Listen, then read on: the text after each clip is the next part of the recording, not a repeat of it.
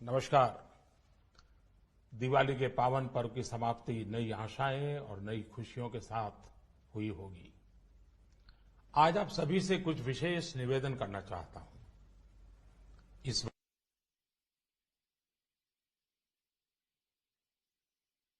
वार्ता में कुछ गंभीर विषय, कुछ महत्वपूर्ण निर्णय आपसे साझा करूंगा।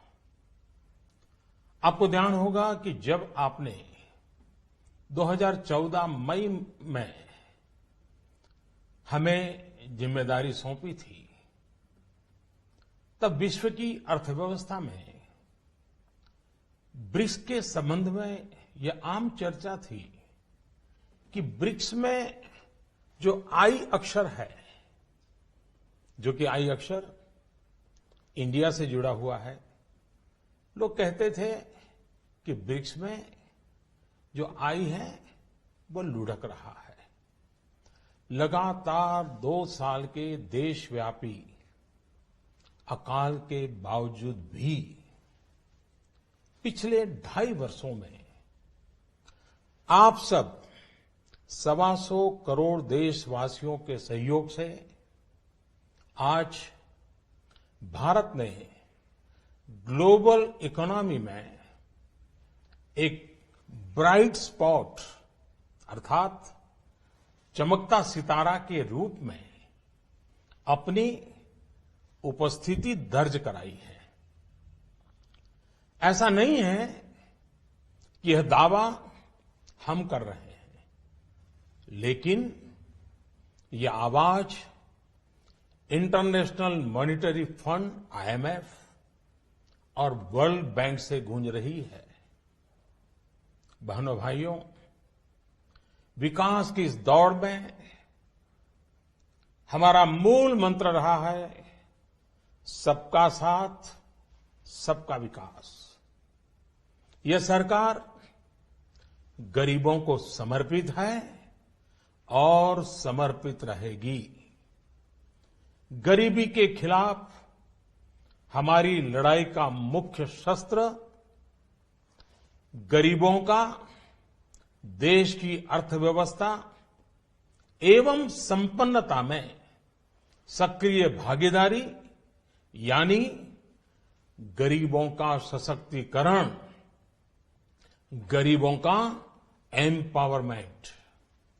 इस प्रयास की झलक आप लोगों को प्रधानमंत्री जनधन योजना, जनधन से जन सुरक्षा योजना, आर्थिक गतिविधियों के लिए प्रधानमंत्री मुद्रा ऋण योजना, दलित, आदिवासी और महिला उद्यमों के लिए स्टैंड अप इंडिया योजना, गरीबों के घर तक गैस का चूल्हा पहुंचाने के लिए प्रधानमंत्री उज्ज्वला योजना, किसानों की आमदनी सुरक्षित करने के लिए प्रधानमंत्री फसल बीमा योजना और प्रधानमंत्री कृषि सिंचाई योजना, उनको अपने खेतों से ही सही उपज पाने के लिए सॉइल हेल्थ कार्ड योजना और सही उपज का सही दाम पाने के लिए नाम अर्थात राष्ट्रीय कृषि बाजार योजना। इन सब में ये साफ नजर आता है कि सरकार गांव, गरीब, किसान को समर्पित है। मेरे प्यारे देशवासियों, पिछले दशकों में हम ये अनुभव कर रहे हैं कि देश में भ्रष्टाचार और काला धन,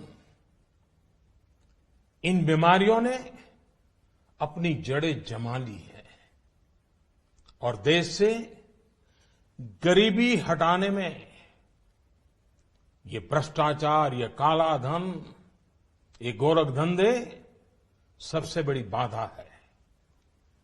एक तरफ तो विश्व में हम आर्थिक गति में तेजी से बढ़ने वाले देशों में सबसे आगे हैं, दूसरी तरफ भ्रष्टाचार की ग्लोबल रैंकिंग में 2 साल पहले भारत करीब करीब 100वें 2 वर्षों में अनेक कदम उठाए, ढेर सारे कदम उठाने के बावजूद भी अब हम 76वें नंबर पर पहुंच पाए हैं। ये बात को दर्शाता का है कि भ्रष्टाचार और काले धन का जाल कितने व्यापक रूप में देश में बिछा हुआ है। भ्रष्टाचार की बीमारी को कुछ वर्ग विशेष के लोगों ने अपने स्वार्थ के कारण फैला रखा है। गरीबों के हक को नजरअंदाज कर ये खुद फलते फूलते रहे हैं। कुछ लोगों ने पद का दुरुपयोग करते हुए इसका भरपूर फायदा उठाया। दूसरी तरफ ईमानदार लोगों ने इसके खिलाफ लड़ाई भी लड़ी है। देश के करोड़ों नागरिकों ने ईमानदारी को जी करके दिखाया है। हम प्रायः ये सुनते हैं कि गरीब एक ऑटो ड्राइवर अपनी गाड़ी में छूट गई सोने के आभूषण वाले बैग को उसके असली मालिक को कैसे ढूंढता है और लौटाता है। कई बार हम सुनते हैं कि कोई टैक्सी ड्राइवर यात्रियों का कुछ सामान अगर छूट जाता है, मोबाइल फोन रह जाता है, तो अपने खर्चे से उनको ढूंढने जाता है और पहुंचा देता है।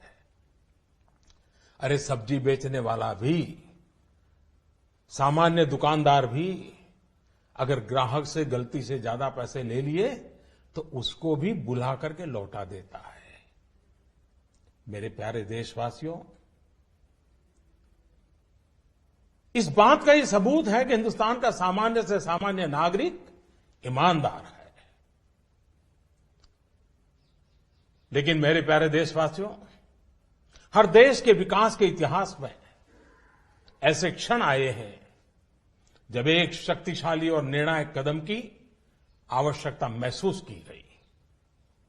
इस देश ने यह वर्षों से महसूस किया है कि भ्रष्टाचार, कालाधन, जाली नोट और आतंकवाद ऐसे नासूर हैं जो देश को विकास की दौड़ में पीछे धकेलती है। देश को, समाज को अंदर ही अंदर खोखला कर देती है। मेरे प्यारे देशवासियों, आतंकवाद की भयानक तो कौन नहीं जानता है। कितने निर्दोष लोगों को मौत के घाट उतार दिया जाता है। लेकिन क्या आपने सोचा है कि इन आतंकियों को पैसा कहां से मुहैया होता है? सीमा पार के हमारे शत्रु जाली नोटों के जरिए, नकली नोटों के जरिए अपना धंधा भारत में चलाते हैं और यह सालों से चल रहा है। अनेक बार 500 और 1000 रुपये की जाली नोटों का कारोबार इसके करने वाले भी पकड़े गए हैं। लाखों करोड़ों की नोट भी जब्त की गई है। बहनों, एक तरफ आतंकवाद और जाली नोटों का जाल देश को तबाह कर रहा है, दूसरी ओर भ्रष्टाचार और काले धन की चुनौती देश के सामने बनी हुई है। संभालने के तुरंत बाद भ्रष्टाचार और काले धन के खिलाफ लड़ाई की शुरुआत करते हुए अनेक प्रभावी कदम उठाए। जैसे काले धन की जांच के लिए सुप्रीम कोर्ट के पूर्व जज की अध्यक्षता में एसआईटी का गठन किया। विदेशों में जमा काले धन के लिए 2015 में मजबूत कानून बनाने का हमने काम किया। काले धन को विदेशों से वापस लाने के लिए विभिन्न देशों के साथ टैक्स समझौतों में हमने परिवर्तन किया, नए समझौते किए। अमेरिका सहित विभिन्न देशों के साथ सूचना आदान प्रदान, इंफॉर्मेशन एक्सचेंज करने का प्रावधान किया। भ्रष्टाचार की बेनामी संपत्ति को रोकने के लिए अगस्त 2016 में एक और मजबूत कानून, इन सारे कानून से एक बहुत बड़े चोर दरवाजे को बंद कर दिया गया। देश में अघोषित आय को पेनल्टी के साथ घोषित करने की योजना में काफी बड़ी मात्रा में अघोषित आय उजागर हुई। मेरे प्यारे देशवासियों, इन सारे प्रयासों से पिछले 2.5 साल में भ्रष्टाचारियों से करीब करीब 1.25 लाख करोड़ रुपया, ये कम रकम नहीं है, 1.25 लाख करोड़ रुपए का काला धन बाहर लाया गया है। ऐसे करोड़ों भारतवासी जिनके रग रग में ईमानदारी दौड़ती है, उनका मानना है कि भ्रष्टाचार, काले धन, बेनामी संपत्ति, जाली नोट और आतंकवाद के खिलाफ निर्णायक लड़ाई होनी चाहिए। कौन ईमानदार नागरिक ऐसा होगा जिसे अफसरों के घर बिस्तर के नीचे से या जगह जगह बोरियों में करोड़ों रुपयों पाने जाने की खबर से पीड़ा न होती हो। आज देश की मुद्रा व्यवस्था का हाल यह है कि देश में कुल सिक्कों और नोटों की जो मूल्य है, उसमें 500 और 1000 रुपया वाले नोटों का हिस्सा लगभग 80 से 90% तक पहुंच गया है। देश में कैश का अधिक सर्कुलेशन का एक सीधा संबंध भ्रष्टाचार से है। भ्रष्टाचार से अर्जित कैश का कारोबार महंगाई पर भी असर पैदा करता है। इसकी मार गरीबों को झेलनी पड़ती है।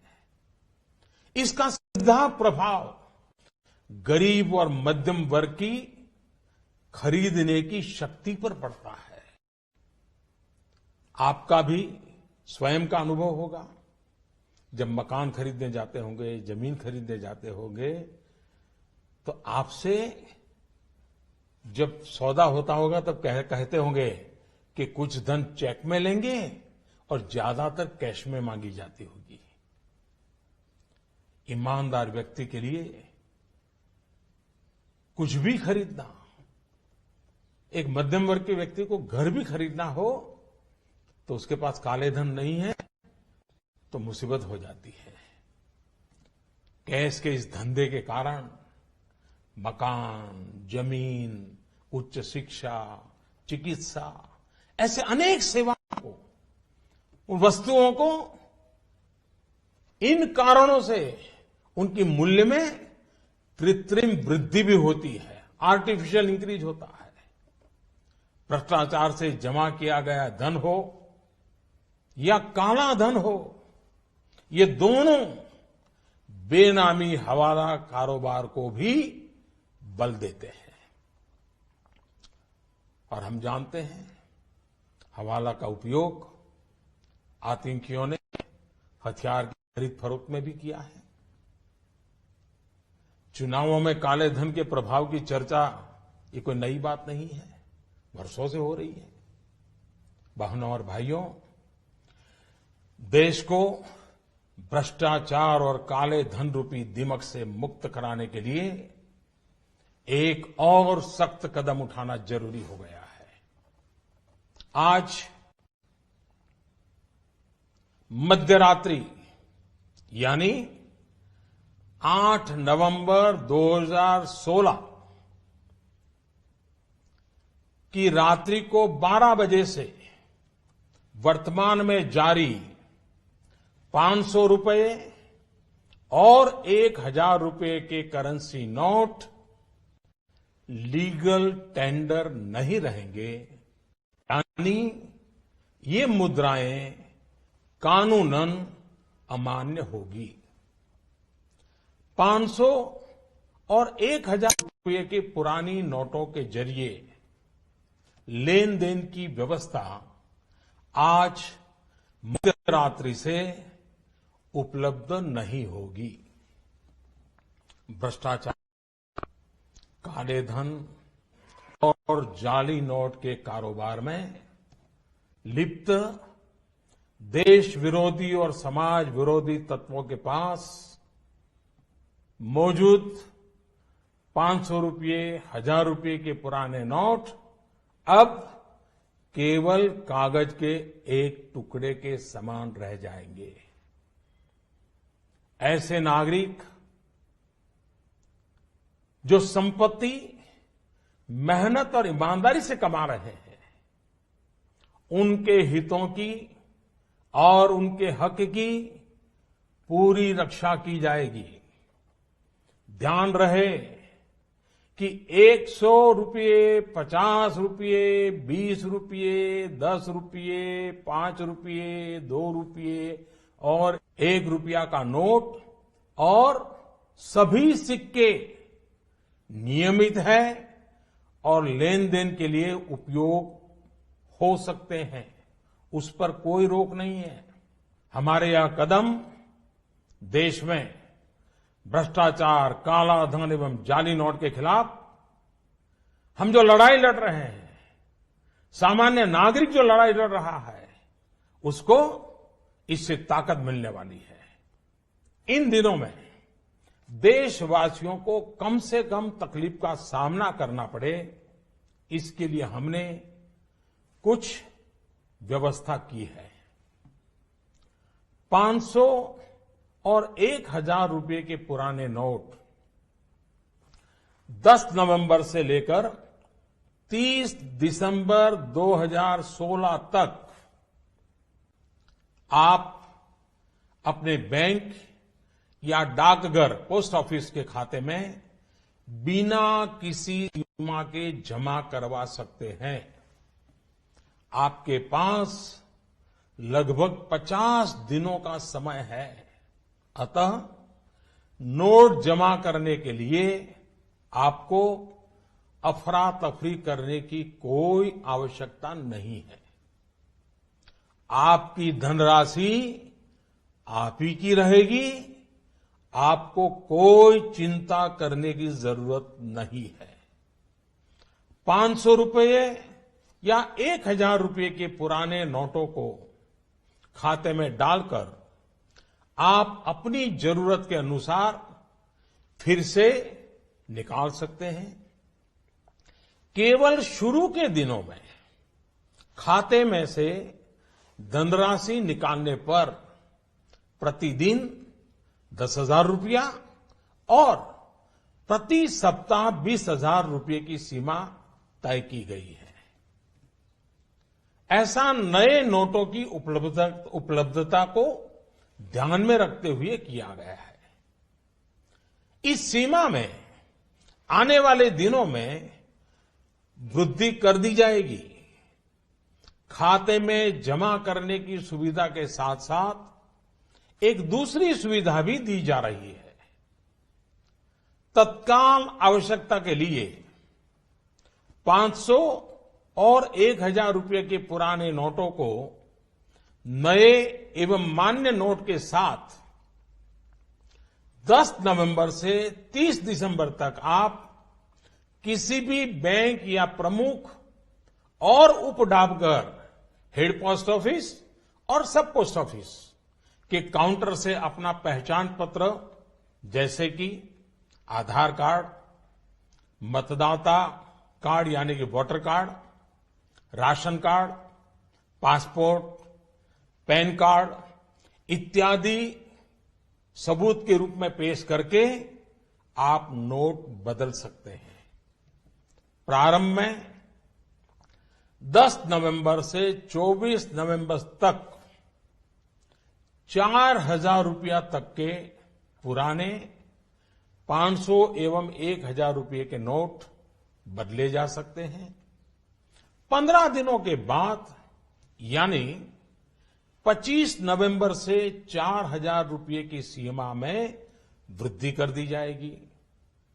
ऐसे लोग जो इस समय सीमा के अंदर अर्थात 30 दिसंबर 2016 तक पुराने नोट किसी कारणवश अगर जमा नहीं कर पाए, उनको 500 और 1000 रुपये के पुराने नोट बदलने का एक आखिरी अवसर भी दिया जाएगा। ऐसे लोग रिजर्व बैंक के निर्धारित ऑफिस में अपनी राशि एक घोषणा पत्र यानी डिक्लेरेशन फॉर्म के साथ 31 मार्च 2017 तक जमा करवा सकते हैं। 9 नवंबर और कुछ स्थानों में 10 नवंबर को भी एटीएम काम नहीं करेंगे। प्रारंभ में एटीएम से प्रति कार्ड प्रतिदिन निकाली जा सकने वाली राशि की सीमा 2000 रुपया रहेगी। फिर उसे कुछ अवधि के बाद बढ़ाकर 4000 रुपया कर दिया जाएगा। वैसे तो 500 और 1000 रुपये के पुराने नोट आज रात्रि 12 बजे से कानूनी तौर पर खत्म हो जाएंगे, परंतु सामान्य जनजीवन की जरूरतों को ध्यान में रखते हुए मानवीय दृष्टिकोण से हमने इस प्रक्रिया में शुरू के 72 घंटों में यानी कि 72 आवर्स मतलब कि 11 नवंबर की रात्रि 12 बजे तक नागरिकों के लिए कुछ विशेष व्यवस्था की है। जैसे 11 नवंबर की रात्रि 12 बजे तक सभी सरकारी अस्पतालों में भुगतान के लिए पुराने 500 या 1000 रुपये के नोट स्वीकार किए जाएंगे।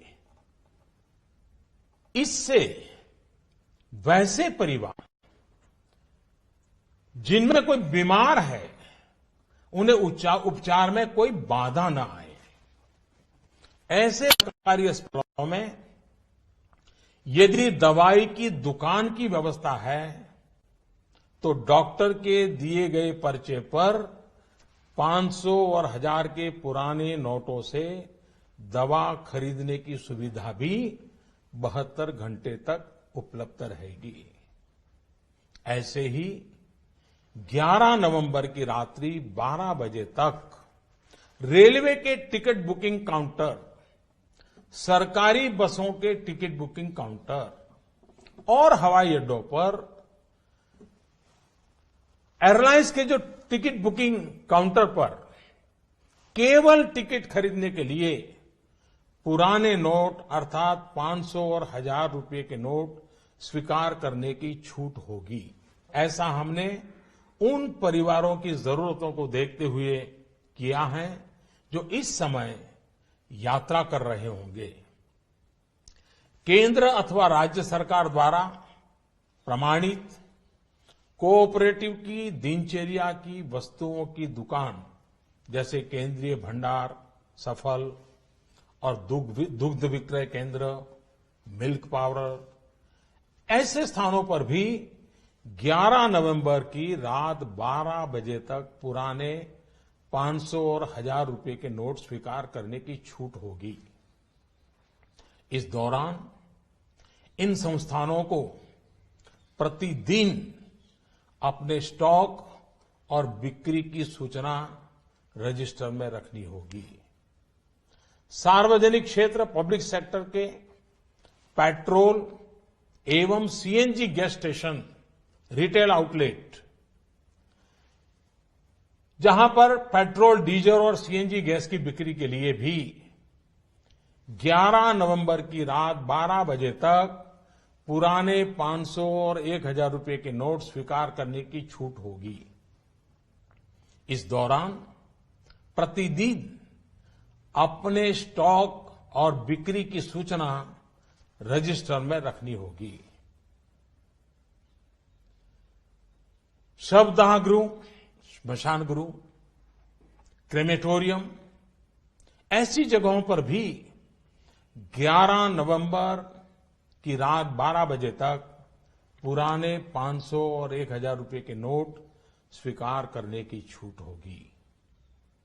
अंतर्राष्ट्रीय हवाई अड्डों पर विदेश से आ रहे या विदेश को जा रहे लोगों को अगर उनके पास पुराने 500 और 1000 के नोट है तो ऐसे नोटों की 5000 रुपया तक की राशि को नई एवं मान्य करेंसी नोटों से बदलने की सुविधा दी जाएगी। अंतर्राष्ट्रीय पर्यटकों को अंतर्राष्ट्रीय हवाई अड्डों पर विदेशी मुद्रा या 5000 रुपये तक के पुराने नोटों को नई एवं मान्य करेंसी नोटों से बदलने की सुविधा दी जाएगी।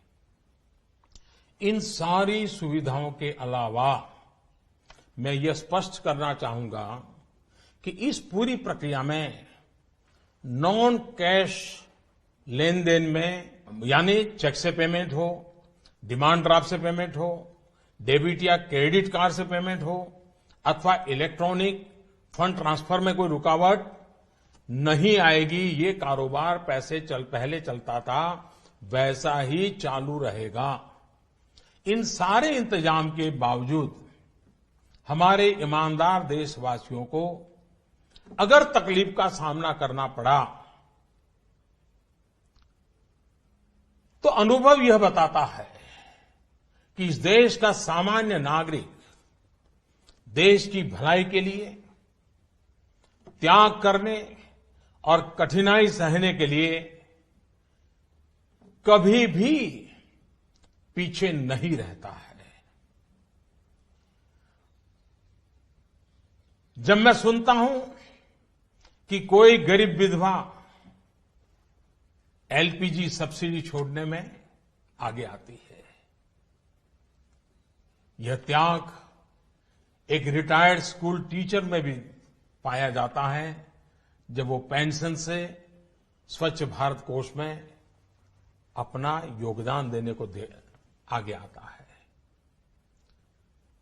जब हम ये सुनते हैं कि गरीब आदिवासी मां बकरी बेचकर शौचालय बनाने के लिए पैसे लगा देती है, एक फौजी अपने गांव को स्वच्छ गांव बनाने के लिए 57,000 रुपए का दान देने के लिए आगे आता है। मैंने तो यह देखा है कि देश के सामान्य नागरिक की एक ही तमन्ना है कि वह कुछ भी कर गुजरने को तैयार है, बस देश का कल्याण हो। अतः भ्रष्टाचार, कालाधन, जाली नोट और आतंकवाद के खिलाफ जंग में हम लोग थोड़ी सी कठिनाई, वह भी कुछ दिनों के लिए, तो झेल ही सकते हैं। मेरा पूरा विश्वास है कि देश का प्रत्येक नागरिक भ्रष्टाचार के खिलाफ शुचिता के इस महायज्ञ में एकजुट होकर के, मिल करके खड़ा होगा। मेरे प्यारे देशवासियों, दिवाली के पर्व के बाद अब ईमानदारी के इस उत्सव में, प्रामाणिकता के इस पर्व में आप बढ़ चढ़ करके हाथ बटाएं। मेरा पूरा विश्वास है कि देश के सभी राजनीतिक दल, राजनीतिक कार्यकर्ता, सामाजिक एवं शैक्षणिक संस्थाएं, मीडिया, समाज के सभी वर्ग इस महान कार्य में सरकार से भी ज्यादा बढ़ चढ़ करके भाग लेंगे, सकारात्मक भूमिका अदा कराएंगे और इस पवित्र कार्य को सफल बना के ही रहेंगे। मेरे प्यारे देशवासियों, ये बातें जब सब मैं आपके सामने रख रहा हूं, इसी समय सरकार के अलग अलग विभागों को भी जानकारी हो रही है। बैंक हो, पोस्ट ऑफिस हो, रेलवे हो, अस्पताल हो, उनके अधिकारियों को भी इस विषय की इसके पहले कोई जानकारी नहीं मिली है, क्योंकि इस काम में गोपनीयता बहुत ही आवश्यक थी। ऐसी स्थिति में रिजर्व बैंक सभी बैंक्स और पोस्ट ऑफिस को कम समय में बहुत सारी व्यवस्था करनी उनके सामने है। काम बहुत बड़ा है। इस व्यवस्था में कुछ समय तो जाएगा, इसलिए रिजर्व बैंक ने यह फैसला लिया है कि 9 नवंबर को सभी बैंक पब्लिक कार्य के लिए बंद रहेंगे। नागरिकों को असुविधा होगी। मेरा पूरा भरोसा है कि बैंक और पोस्ट ऑफिस के काम करने वाले सभी साथी देश हित में इस पवित्र कार्यक्रम को सफलतापूर्वक परिपूर्ण करेंगे। भूतकाल में उन्होंने ये करके दिखाया है। मेरा जनता जनार्दन से इतना ही आग्रह है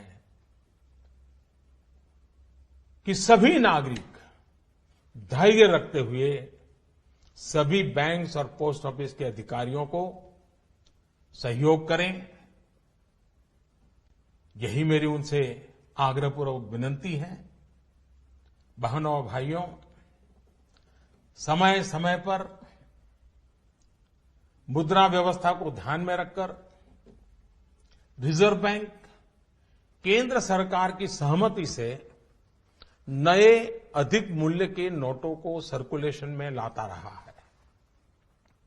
2014 में रिजर्व बैंक ने 5,000 और 10,000 रुपए के करेंसी नोट का प्रस्ताव सरकार को भेजा था, जिसे हमारी सरकार ने विचार विमर्श के बाद अस्वीकार कर दिया था। अब इस पूरी प्रक्रिया में रिजर्व बैंक द्वारा 2,000 रुपए के नए नोट के प्रस्ताव को स्वीकार किया गया है। पूरी तरह से नए तौर पर डिजाइन किए गए 500 रुपए और 2,000 रुपए के नए नोट, नए करेंसी नोट अब सर्कुलेशन में लाया जाएगा। रिजर्व बैंक अपने पिछले अनुभवों को ध्यान में रखते हुए करेंसी सर्कुलेशन में अधिक मूल्यों के नोटों का हिस्सा अब एक सीमा के अंदर ही रहे, इसके लिए रिजर्व बैंक आवश्यक प्रबंध करेगा।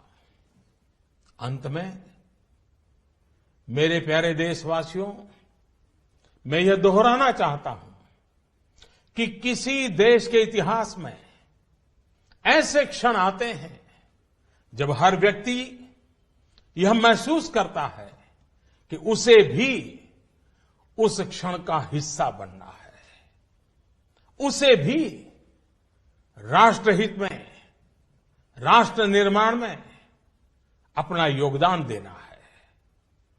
परंतु ऐसे क्षण हर किसी की जिंदगी में गिने चुने ही आते हैं। आज समय हमें फिर से एक अवसर दे रहा है। हर सामान्य नागरिक भ्रष्टाचार, कालाधन, जाली नोट के खिलाफ इस महायज्ञ में, इस लड़ाई में अपना योगदान दे सकता है।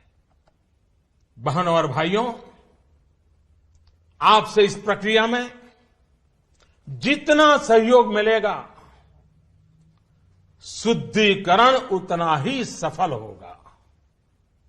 देश के लिए यह चिंता का कारण था कि भ्रष्टाचार और काले धन को जीवन का एक सहज हिस्सा मान लिया गया था। यह सोच आज हमारे राजनीतिक, सामाजिक और प्रशासनिक जीवन को दीमक की तरह खाए जा रहा है। शासन व्यवस्था का कोई भी अंग इस दीमक से अछूता नहीं है। समय समय पर हमने देखा है कि भारत के सामान्य जनमानस को अगर भ्रष्टाचार और कुछ दिनों की असुविधा में से एक को चुनना हो तो बेहिचक, मैं कहता हूं बेहिचक, मेरे देश का ईमानदार नागरिक असुविधा को तो चुनेगा, लेकिन भ्रष्टाचार को कदापि नहीं चुनेगा। आपसे मैं फिर एक बार आह्वान करता हूं कि आइए, जैसे आपने दिवाली के पर्व में अपने घर और आस पड़ोस की सफाई की, वैसे ही सफाई के काम को आगे बढ़ाते हुए हम इस महायज्ञ में अपनी भी कुछ आहुति डालकर इसे सफल बनाएं। इतने बड़े देश में इतनी बड़ी सफाई के महापर्व में असुविधा को ध्यान में न रखते हुए आइए सभी शुचिता की दिवाली मनाएं। पूरे विश्व को भारत की इस ईमानदारी का उत्सव दिखाएं। पूरे देश में प्रामाणिकता का पर्व मनाएं, जिससे भ्रष्टाचार पर लगाम लग सके, काले धन पर नकेल कस सके, जाली नोटों का खेल खेलने वालों को नेस्त नाबूद कर सके, जिससे कि देश का धन गरीबों के काम आ सके। हर ईमानदार नागरिक को देश की संपन्नता में उसकी उचित हिस्सेदारी मिल सके। आने वाली पीढ़ी गर्व से अपना जीवन जी सके। मैं आप सबके सहयोग के लिए पूरे विश्वास के साथ 125 करोड़ देशवासियों की मदद से भ्रष्टाचार के खिलाफ इस लड़ाई को और आगे ले जाना चाहता हूं। मुझे विश्वास है आपका साथ, आपका सहयोग हमारी आने वाली पीढ़ियों के लिए प्रेरक बनेगा। मैं फिर एक बार आपका हृदय से बहुत बहुत आभार व्यक्त करता हूं।